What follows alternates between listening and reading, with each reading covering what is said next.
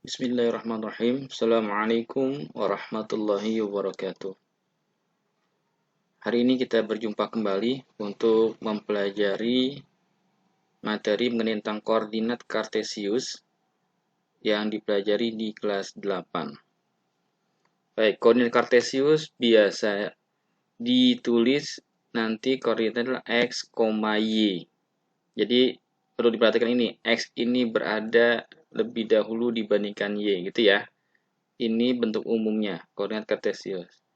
Nah, penemunya adalah Descartes, dan dia menciptakan cara menentukan letak suatu bidang menggunakan dua buah sumbu. Sumbu itu sumbu apa? Nah, ada ini. Yang mendatar disebut sumbu X. Ini nih, yang mendatar. Mendatar, ini adalah sumbunya sumbu X. Gitu ya. Kemudian, yang tegak, ini sumbunya disebut sumbu Y. Ini sumbu Y. Oke. Titik potong di antara kedua sumbu ini, yaitu sumbu Y dan sumbu Y. Nih, terkait dengan titik potongnya. Ini disebut juga dengan titik O. Atau disebut juga dengan pusat koordinat. Atau juga kadang disebut dengan titik asal. Oke. Sedangkan sumbu X-nya itu sendiri, itu kadang juga disebut dengan absis. Kata lainnya ini absis. Dan sumbu Y disebut juga dengan ordinat. Oke, hari ini kita akan menentukan, yaitu mengetahui letak titik-titik pada bidang koordinat kartesius. Gitu ya. Ini mudah kok, mudah. Sekarang kita lihat titik A. Ini titik A. Berapa koordinat titik A? Maka kita lihat patokannya adalah X terlebih dahulu, baru kemudian Y. Karena posisinya gini, X, Y. Titik A, kita lihat posisi dari titik X nih, berarti sini ya. Nah, X-nya berapa ini? X-nya berarti 4. Y-nya berapa? 3. Gitu ya. Tuh. 3, 4, 3. Berarti koordinat titik A, ini bisa kita tulis di sebelah kanannya adalah 4,3. Gitu.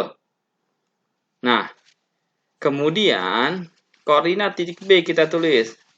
Koordinat titik B. Berapa koordinat titik B? Lihat. Tuh, posisi di sini.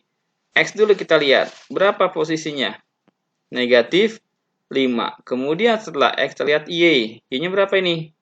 4. Oh, berarti koordinat titik B adalah min 5,4. Oke. Kemudian koordinat titik C. Nah, C di sini nih. Gimana caranya nih? C posisinya di sini. Nah, C di sini berarti apa? X-nya mana dia? X-nya berarti posisinya berada di titik asal ini. Gitu ya? Y-nya bernilai 1. Gitu. Berarti koordinat titik C adalah 0,1. Gitu. Kemudian titik D, mana titik D? Oh, di sini titik D. Kita lihat X-nya dulu, kita lihat. X-nya berapa ini? Negatif 4. Kemudian Y-nya berapa?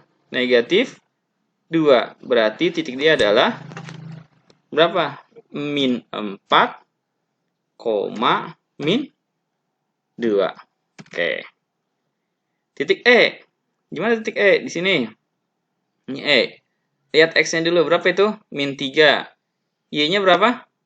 2. Berarti titik E berada pada posisi negatif 3,2. Kemudian titik F. Nah, F di sini. Lihat posisinya. X-nya dulu, kemudian Y-nya. Berarti F ini posisinya adalah 3, negatif 3. Kemudian G. Mana G? G di mana? Oh, di sini G. Nah, dia berada di sumbu X. Berada di sumbu X berarti Y-nya 0 gitu ya. Karena dia berada posisi di tepat di sumbu X. Berapa ini? 5. Berarti X-nya nilainya 5, Y-nya 0 gitu. Dah. Kemudian titik H. Mana titik H? Di sini. Mana X-nya? Di sini. Negatif 6. Ini negatif 3. Berarti H posisinya adalah negatif 6, negatif 3. Titik I. Di mana I? I di sini. Mana dia? X-nya. Berarti 6. Kemudian Y-nya min 4. Berarti koordinat titik I adalah 6, min 4. Oke, ini nilai koordinatnya. Nah, dari sini kita ketahui setiap titik ini mempunyai jarak terhadap sumbu X ataupun terhadap sumbu Y. Itu. Nah, kita akan mengerjakan itu berapa jarak tiap titik ini terhadap sumbu X dan berapa jaraknya terhadap sumbu Y. Tuh, yuk kita lihat. Koordinat titik A. Berapa jarak dia terhadap sumbu X? Ya, ini kelihatan kan? Di sini kan? 1, 2, 3. Gitu ya? Jadi 3 satuan. 3 satuan. 1. Ya, kalau kita tulis secara ini berarti gini kan? Nih. 1. Nah. 2. Gitu. 3. Oke kan? Berarti jarak terhadap sumbu X titik A ini jaraknya adalah berapa? 4 satuan gitu. Berarti di sini titik A itu tulis 4 satuan 3 satuan terhadap sumbu X. Gitu ya. Kemudian setelah dia 3 satuan terhadap sumbu X, berapa satuan dia terhadap sumbu Y? Nah, lihat aja. 1, 2, 3, 4. Berarti terhadap sumbu Y dia jaraknya adalah 4 satuan. Kemudian titik B, negatif 5,4. Berapa jarak dia terhadap sumbu X? 1, 2, 3, 4. Berarti adalah 4 satuan terhadap sumbu X. Terhadap sumbu Y berapa? 1, 2, 3, 4, 5. Oke.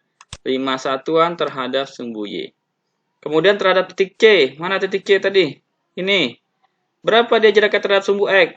1 satuan, gitu ya. Berarti 1 satuan terhadap sumbu X. Berapa terhadap sumbu Y? Di mana dia tepat berada di sumbu Y, maka jaraknya berarti 0 satuan. Kemudian titik D. Berapa jaraknya terhadap sumbu X? Nah, ini 1, 2. 2 satuan terhadap sumbu X. Kemudian berapa satuan terhadap sumbu Y? Berarti 1, 2, 3, 4. 4 satuan terhadap sumbu Y. Kemudian titik E. Di mana E? Terhadap sumbu X berapa satuan? 1, 2. 2 satuan terhadap sumbu X. Lalu terhadap sumbu Y? 1, 2, 3. 3 satuan terhadap sumbu Y. Titik F. Di mana F? F di sini ternyata. Oke, berapa satuan terhadap sumbu X? 1, 2, 3. 3 satuan terhadap sumbu X. Berapa satuan terhadap sumbu Y? 1, 2, 3. Oke. Ya. Lanjut. Lalu kemudian bisa diteruskan. Tapi secara sekilas saya ingin sampaikan. Lihat, kita lihat dulu. Ketika koordinatnya 4,3, maka jarak terhadap sumbu X adalah 3 satuan. Lihat, nyata di posisi Y-nya 3. Jarak terhadap sumbu Y 4 satuan. Tuh, lihat, berarti 4. Dia hanya secara sekilas kita lihat dia tukar posisi saja gitu ya. Tuh, sini 4 di Y, maka terhadap sumbu X 4 satuan. X-nya min 5, berarti jarak terhadap sumbu Y 5 satuan. Gitu ya. Nah, itu semua seperti itu. Sehingga kalaupun dapat nilai 5,0 tanpa kita lihat gambar, gitu ya. Maka kita akan lihat, tahu jawabannya. Berapa jarak terhadap sumbu X? Ya, 0 satuan. Gitu. 0 satuan. Lihat aja ujung belakangnya. Lalu berapa jarak terhadap sumbu Y? Berarti depannya. X-nya. Berarti 5 satuan. Tukar saja. Lalu, min 6, min 3. Berapa jaraknya? Ya, lihat aja ujungnya. 3. Maka, Y-nya 3 satuan. Terhadap sumbu Y berapa? Tukar lagi yang depannya. 6. Oke. Ini cara langsungnya. Ya. Jarak terhadap sumbu X. Maka, kita taruh yang depan 4. Maka si posisi X ini menjadi jarak terhadap sumbu Y, 6 satuan. Oke, itu cara menentukan jarak terhadap sumbu X ataupun jarak terhadap sumbu Y. Lalu ada kuadran. Apa ini kuadran? Kuadran ini adalah daerah yang berada di koordinat kartesius yang terbagi menjadi 4 bagian. Karena koordinat kartesius ini membagi 4 bagian. Di sini bagian pertama, ini bagian yang kedua, ini bagian yang ketiga, ini bagian yang keempat. Gitu.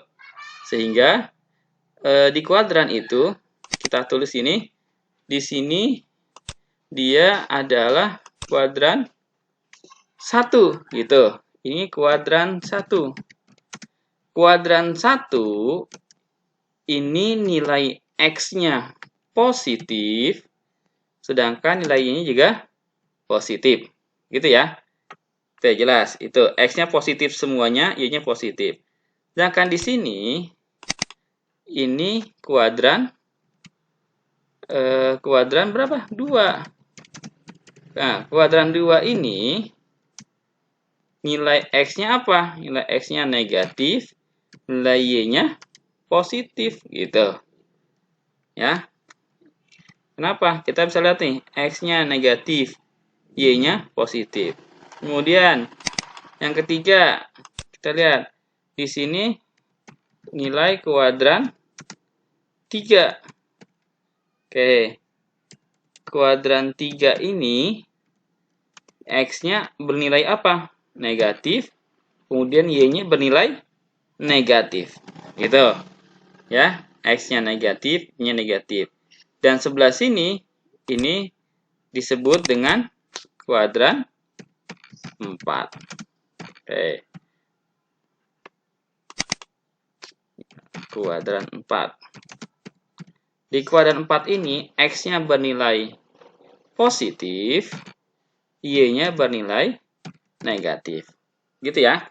Itu kita mengenalinya. Jadi ini kuadran 1 dia bernilai positif dua-duanya X maupun Y. Kemudian di kuadran 2 X-nya negatif, Y-nya positif. Di kuadran 3 X-nya negatif, Y-nya juga negatif. Di kuadran 4 berarti di sini X-nya positif, Y-nya negatif. Nah, lalu di manakah letak 4,3? Tanpa lihat gambar kita lihat dua-duanya nilainya positif. Maka dia berada di kuadran 1. Gitu ya. Yang kedua, koordinat negatif 5,4. X-nya negatif, Y-nya positif. Gitu kan? Nah, ini berarti berada di kuadran 2. Oke. Kemudian, yang ketiga, nilai titik koordinat C. 0,1. Nah, 0,1. Tengah-tengah dia nih. Bisa kuadran 1, bisa kuadran 2. Maka dia letaknya di mana? Bisa di kuadran 1 dan bisa di kuadran 2. Gitu. Nah, kemudian yang D. Yang D di mana D? D di sini. Nah, ini. Lihat. Kuadran D. D berarti berapa kuadrannya? Nilainya negatif-negatif itu. Berarti di kuadran 3. Gitu. Kemudian E. Negatif 3,2 negatif positif. Nah, negatif positif berarti dia berada di kuadran 2. Kemudian F 3,3 positif negatif. Positif negatif gitu. Maka dia berada di kuadran 4. Yang G 5,0. Nah, 5,0 gimana itu?